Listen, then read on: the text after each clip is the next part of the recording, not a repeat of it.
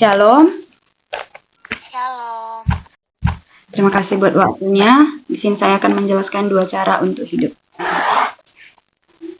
Tuhan menciptakan bumi beserta isinya, dan setelah itu Tuhan menciptakan manusia untuk berkuasa di bumi di bawah otoritasnya di Tuhan, yang terdapat di Wahyu 4 ayat 11.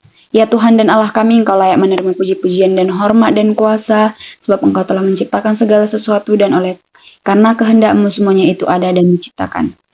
Tetapi manusia memberontak Tuhan, mereka hidup suka-suka mereka tanpa adanya otoritas dari Tuhan.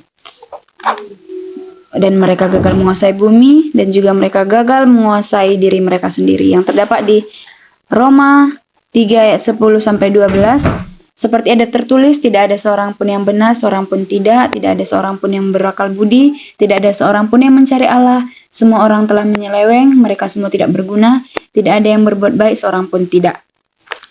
Tetapi Tuhan tidak membiarkan pemberontakan itu berlama-lama. Tuhan memberikan hukuman kepada manusia, yaitu kematian dan penghakiman, yang terdapat di Ibrani 9 ayat 27. Dan sama seperti manusia ditetapkan untuk mati hanya 1 kali saja, dan sesudah itu dihakimi.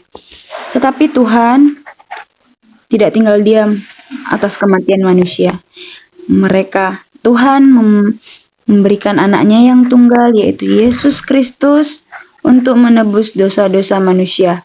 Dia rela disalibkan mengampuni dosa-dosa kita, yang terdapat di 1 Petrus 3 ayat 18. Sebab juga Kristus telah mati sekali untuk segala dosa kita, Ia yang benar untuk orang-orang yang tidak benar, supaya bawa kita kepada Allah, yang telah dibunuh dalam keadaannya sebagai manusia, tetapi yang telah dibangkitkan menurut roh. Dan Tuhan membangkitkan Yesus kembali untuk berkuasa atas bumi ini. Setelah itu, Yesus berkuasa dan Yesus mengalahkan maut, sekarang telah memberi hidup yang baru, yang terdapat di 1 Petrus 1 ayat 3. Terpujilah Allah Bapa Tuhan kita Yesus Kristus, yang karena rahmat-Nya yang besar telah melahirkan kita kembali oleh kebangkitan Yesus Kristus dari antara orang mati kepada suatu hidup yang penuh pengharapan. Inilah 2 cara untuk hidup. Yang pertama itu hidup sesuka-suka kita tanpa adanya otoritas dari Tuhan, yang hasilnya adalah kematian dan penghakiman.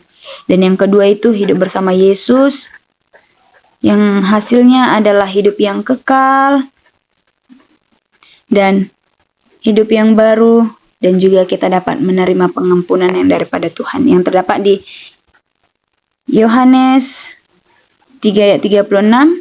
Barang siapa percaya kepada anak, ia beroleh hidup yang kekal, tetapi barang siapa tidak taat kepada anak, ia tidak akan melihat hidup, melainkan murka Allah tetap ada di atasnya. Itulah 2 cara untuk hidup. Mana kamu pilih? Yang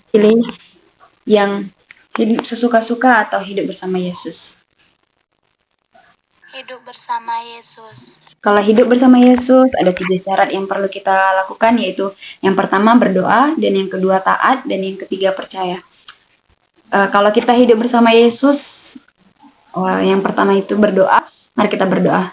Bapa yang baik, terima kasih karena Engkau telah mati di kayu salib dan mengampuni dosa kami. Engkau tidak memperhitungkan dosa kami lagi. Engkau sangat baik Tuhan, dan kami lahir baru sekarang, dan kami hidup yang kekal. Dalam nama Tuhan Yesus, haleluya, amin. Sekian 2 cara untuk hidup dari saya. Terima kasih atas waktunya. Sekian dan terima kasih. Bye-bye.